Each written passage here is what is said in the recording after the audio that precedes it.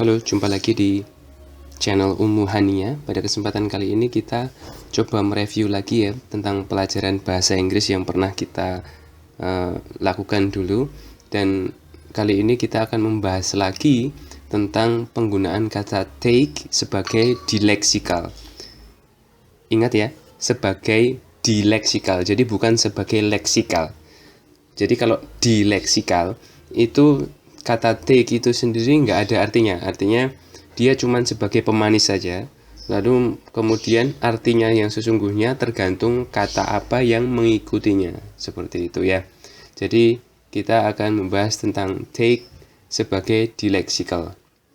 Nah, langsung saja kita langsung contoh. Kita menggunakan kata take itu biasanya untuk kata-kata yang berkaitan dengan washing dan resting.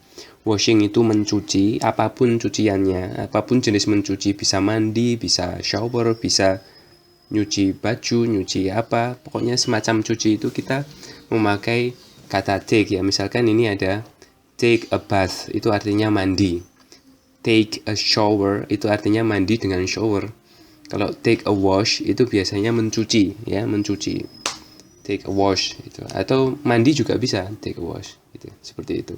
Lalu kemudian resting itu artinya istirahat. Jadi segala macam bentuk jenis istirahat yang artinya intinya semuanya adalah istirahat. Misalkan take a break itu artinya istirahat jeda. Jadi istirahat sebentar gitu. Nah, itu take a break ya. Jadi berhenti sejenak. Nah, itu artinya take a break. Lalu take a holiday itu adalah cuti lah, cuti atau liburan semacam itu ya.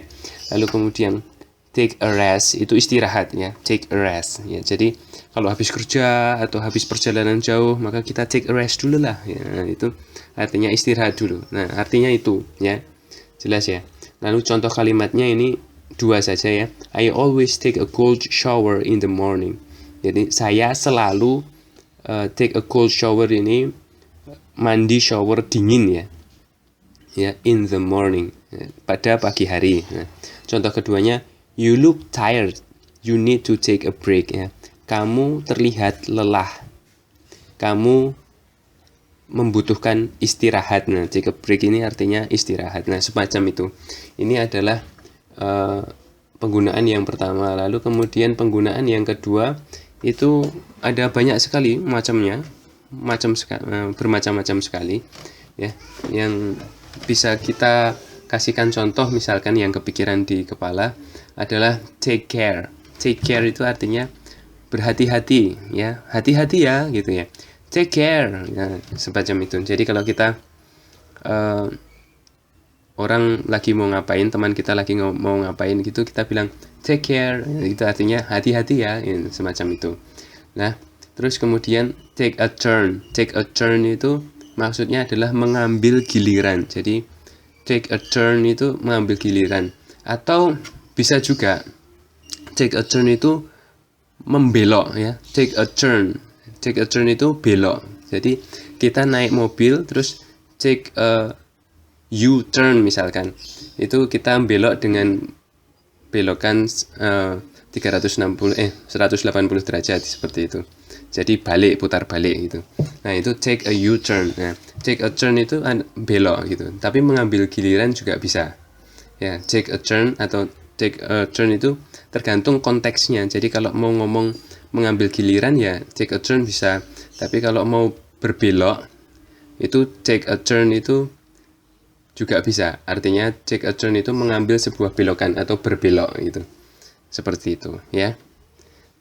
Lalu kemudian take trouble itu artinya bermasalah ya.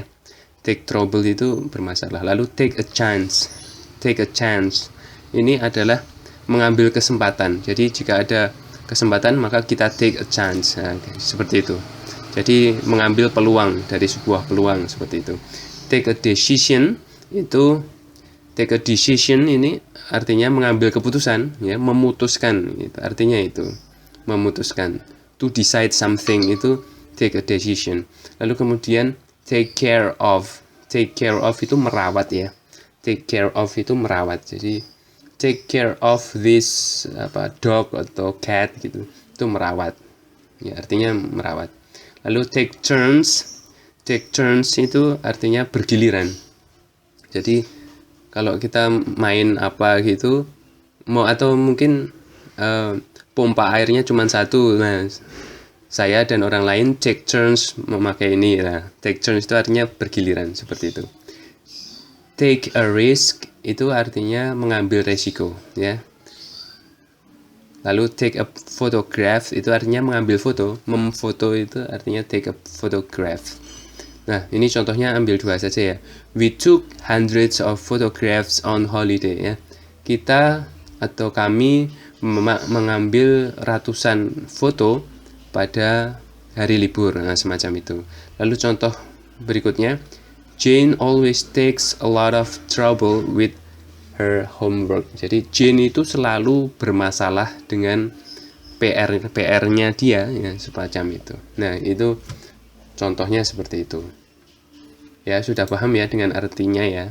Lalu kemudian di sini ada, kita juga menggunakan, we also use take, kita menggunakan kata take ini untuk kata benda yang dibentuk dengan verbs atau kata kerja, ya. Misalkan contoh ada di 3 kalimat ini. Ya, I think you should take a look at this. Take a look itu artinya melihat, ya. Take a look itu melihat. Jadi misalkan ini diganti I think you should look at this gitu, mungkin bisa juga gitu. Sama-sama melihat. Tapi I think you should take a look itu dia ada penekanan bahwa dia harus melihat. Take a look. Lalu let's take a walk. Nah, ini take a walk ini artinya jalan-jalan. Ya, ini take kan verb, walk ini kan verb juga. Nah, ini digabung jadi kemudian bisa jadi noun. Jadi ini kan nouns yang terbentuk dari kata verb, ya, kata benda yang dibentuk dari kata kerja. Nah, semacam itu, ya. Let's take a walk itu artinya jalan-jalan. Lalu kemudian they are going to take a swim. Nah, take a swim itu mereka akan berenang, ya. Take a swim itu artinya berenang. Ya, gitu aja ya. Jadi semacam itu. Jadi kalau di leksikal itu kata take ini sebagai pemanis saja, tergantung kata yang mengikutinya dan konteks pembicaraannya seperti apa. Nah, begitu. Saya rasa cukup sekian. Jangan lupa like, subscribe, dan share. Sampai jumpa di pertemuan berikutnya. Jika ada masukan-masukan, silahkan tulis di komen supaya nanti bisa ditindaklanjuti. Terima kasih.